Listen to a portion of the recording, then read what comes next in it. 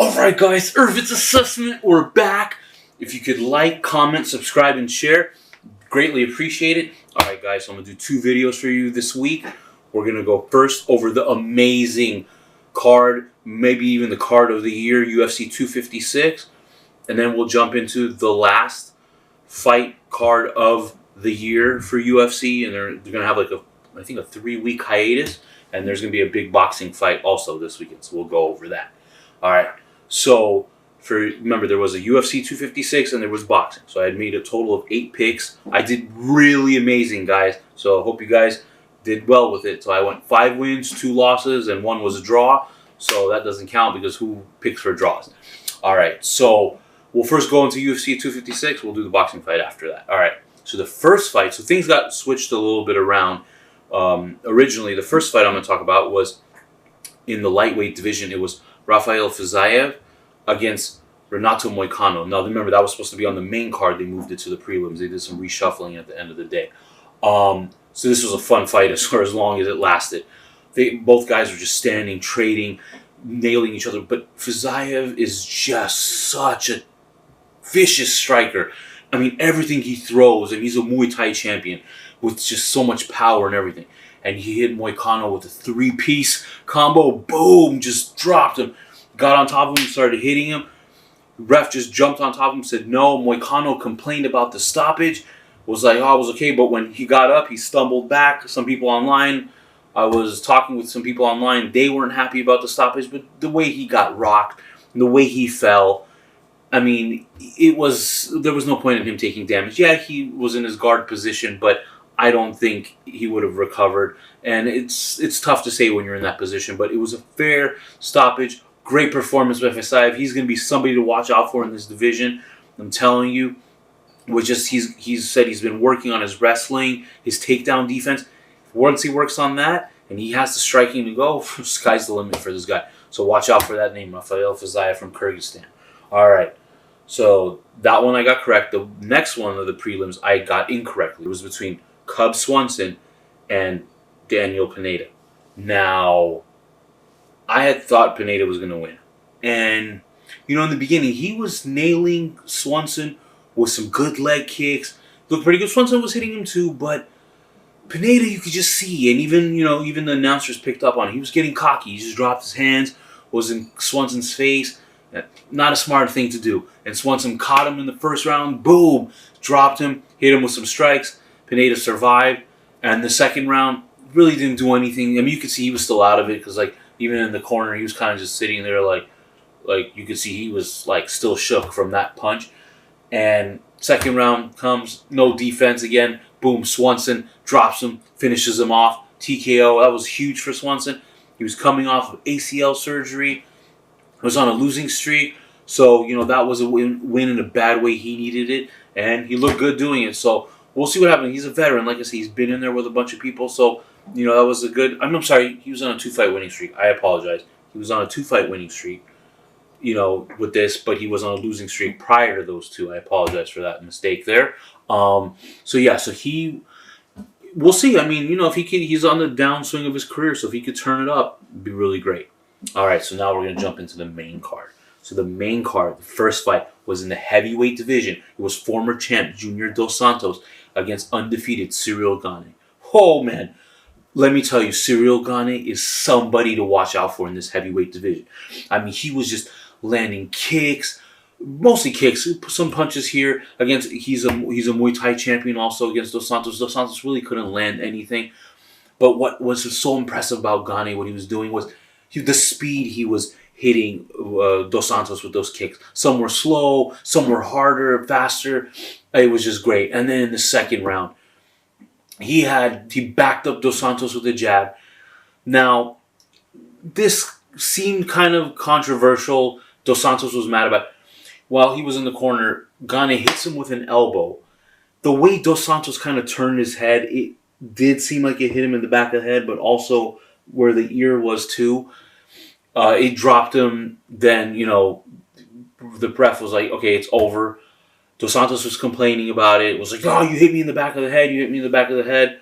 They do have replay. They didn't see anything. Gane felt bad later. He said, yeah, it was a little bit in the back of the head, But honestly, Dos Santos should have never turned his head. It was legit. Great win for Gane. That's going to move him into, I think, number 7. Probably take Dos Santos' spot. And this is a guy to watch out for. He's still young. He's got the striking down. He's got submissions, so he's only probably going to get better at that. This is a guy to watch out for. The heavyweight division is thin. So, Gane is somebody to keep an eye out for, and I'm excited. I'm excited to see him. And, he's very humble. You could see even afterwards he felt really bad. Humble guy. He's got the power. He's got the... it's just, I'm excited. This is somebody in the future. We hope to see. I can even see this guy being champion. Remember that. Ciryl Gane. All right. So the next fight after that was in the men's welterweight division. It was Jacare Souza against Kevin Holland. Oh, man. Kevin Holland, let me tell you, all right? This guy is already on a 4-fight winning streak this year alone, okay? All 4 wins are in 2020, so he's going for number 5. He was a slight underdog in this fight. But I had picked him to win. And, man, he looked good. Jacare took him down, but, and that's what Jacare does. But he really couldn't get a hold of Holland. He really couldn't get good position. And then Holland kind of just, as he's pushing back, boom, hits him with a punch, rocks Jacare. The way Jacare kind of folded, Holland just starts hitting him, boom, like 3 times, and he was out. He didn't even really need to hit him with more shots. I mean, he was just completely done. Like, it was scary for a while because, Jacare, even after he got up, he looked like he was going to collapse again. So it was kind of scary. But Holland, man, 5 wins in a row, all 5 wins this year, amazing. This will, I think, it might move him up a spot or 2, but he's in the top 15 now. He called out, which was, I think, was crazy. He called out Khamzat Chimaev, so that was good. I'm sorry, guys. This fight was in the middleweight division. Apologize. I don't know if I said that. I think I said it was welterweight. No, it was middleweight. So I apologize there, guys. But yeah, he called out Chimaev because, remember, Chimaev was supposed to fight this next weekend. That fight got scrapped. We'll get into that. So I don't think it'll happen that quick of a turnaround, but he does want to fight early next year, he said. And, he was originally supposed to headline last weekend's card, and he was supposed to fight Jack Hermanson, but he tested positive for COVID, so he got pushed, new opponent, and everything for this week. So he'll probably fight a top 10 guy next, and I'm excited to see, because this guy, he looks like he's got it. I mean, he's lost a couple fights, and he's lost to some good fighters, but, he's only getting better. He's still young. He's improving. Big mouth is what they call him. So remember, guys, watch out for that name, Kevin Holland. All right. The third fight in the main card was in the women's strawweight division. It was Mackenzie Dern against Jandiroba. Now, both were black belts. So, I had kind of said this in my preview that I thought the fight would probably take place standing up. Because with black belt, it could get technical, but sometimes they want to avoid doing that. And that's what happened here. Dern just was, standing. She's improving her striking. Again, her striking does need work. You could see it, but Jandiroba's not a striking specialist. She's also a Brazilian Jiu-Jitsu specialist. So, it was just a good fight. It was a good technical fight, standing up. Dern did take her down, tried to get some submissions, couldn't really get it going. But she won the fight, unanimous decision. It was impressive. It might move her up a slot. She was ranked higher than Jandiroba. So, we'll see. She wants somebody in the top 10 next. I think she should get it. And we'll see. Her striking is improving. She's very dangerous. She's a Brazilian Jiu-Jitsu champion. So she's somebody to watch out for. She's putting it all together. So we'll see there. All right. In the co-main event. So this is the one fight the second fight I got incorrect. It was in the lightweight division. It was former interim champ Tony El Kakui Ferguson against Charles Oliveira. Now, Oliveira's been wanting this. He even said, hey, I want somebody in the top 5. I'm on a 7-fight winning streak. I want this. Remember I said I was kind of waffling a little bit on this pick. I wasn't sure because, the way Oliveira's been, and I don't know Ferguson. He did take a lot of damage in that fight, in his last fight against Justin Gaethje. And let me tell you, Oliveira, wow, did he impress everybody. Man, in the first round, he was just lighting up Ferguson. He took him down, and then he got Ferguson into a nasty armbar. I mean, he bent Ferguson's arm all the way back. I don't know how Ferguson didn't tap. He got also very lucky that there was a little bit of time left on the clock, but his arm was completely extended. So the bell rang, second and third round it goes again. Oliveira outlanding him, takes him down, just completely dominated Ferguson. Ferguson could do nothing. You know, for Oliveira, this is huge. I mean, this will probably bump him up to like number 3 in the rankings. He's on an 8-fight winning streak. It seems like now he's putting it together because he did not look good in featherweight. You know, he was winning a few, losing, winning, losing, winning, losing. Now he's at lightweight division. I mean, he just looks fantastic. I mean, to beat Ferguson the way he did, I thought it would be a close fight. It wasn't a close fight. Just dominated. For Ferguson, I don't know, man. This could be the end of the road for him. I mean, he won 12 fights in a row, and he's just been dominated 2 fights in a row. You know, so, you know, maybe he'll have to fight somebody lower in the rankings. He will get dropped down in the rankings as well and see. But, you know, he's not a young guy anymore. He's been in wars, so this could be taking, this could take a lot out of him. For Oliveira, I hope, next month we got Conor McGregor against Dustin Poirier. I think Oliveira should fight the winner of that fight. I think it'd be huge, and maybe even for the title. We'll see. I mean, it's all in limbo right now with the title there, the lightweight division. And in the main event, this was such an amazing fight. The men's flyweight division. It was champ Davison Figueiredo against number 1 contender Brandon Moreno. Now remember, these guys fought 3 weeks ago. Both of them were on the same card. They quickly turn around, and wow! Let me tell you, if you're new to MMA or you want to know what fight, you want to watch some fights and see to get into it, this is one I would highly recommend. And if you didn't watch this fight on Saturday night, you should just watch the replay. It was just amazing. So first round, both Figueiredo and Moreno, they're just trading punches. And, Figueiredo looked kind of surprised that Moreno was just taking these shots well. But, Moreno was dishing him back. Second round. This was a close round. I had scored it for Figueiredo. But, you could see Moreno was starting to come back.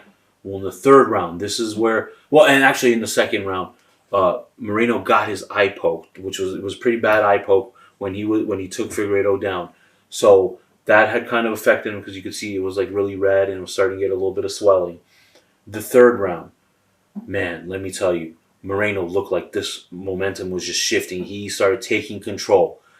And then, I don't want to say it was intentional, but it kind of looked like it might be intentional. Figueiredo just hit him with a straight nut shot. I mean, all nuts. Boom. Just dropped Moreno. Moreno was coughing. He was in agonizing pain.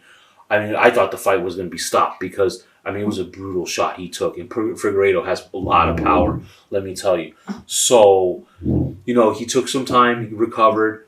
They deducted a point from Figueiredo there. So I thought Moreno had won that round and got the point deduction. So it was essentially even. Fourth round, Moreno was taking over. It looked good. So I had him up a point at that point. And in the fifth round, Figueiredo... I don't know. I didn't get any results on what happened with Moreno, but it looked like he blocked the kick. And after he blocked the kick, and you could see the forearm was like swollen, and he just stopped throwing punches. He said it later on in the interview was his shoulder, but I don't know. Maybe the adrenaline was still there because that was a brutal kick he took to the forearm there. But Figueiredo outlanded him in the fifth round, and he won that round, and they called it a majority draw. So Figueiredo retains his belt. They're going to have to redo this fight. It was such a classic fight. It was back and forth. Guys just trading power shots. Because like I said, Figueiredo has so much power. And Moreno wobbled him too. And so, it was just such an amazing... I was on the edge of my seat. And you remember, I had picked Figueiredo. I was rooting for Moreno to win. That was the draw. They'll have to run it back. They will have to run this back. It was such a classic fight. So I can't wait to see the second one next year. All right, so that's going to... Oh, and then in boxing, in boxing, it was champ Anthony Joshua fighting Kurbet Pulev. This was just a one-sided domination. Joshua won every round. In the ninth round, he finishes off Pulev with a nice combination there.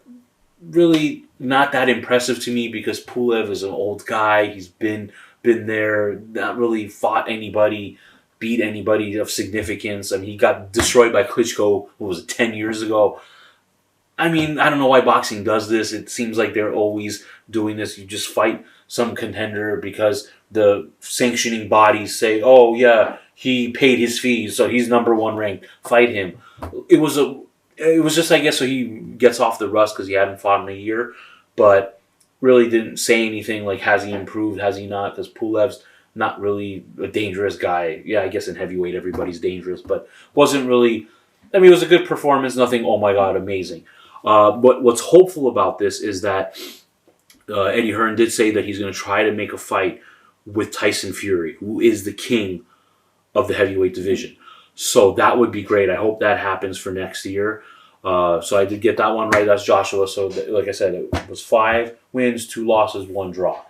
So we're going to go into the last fight night. That's going to be my next video. I have 5 picks there and boxing fight as well. All right, guys, remember, Ervits Assessment. If you could like, comment, subscribe, and share, I greatly appreciate it. Peace.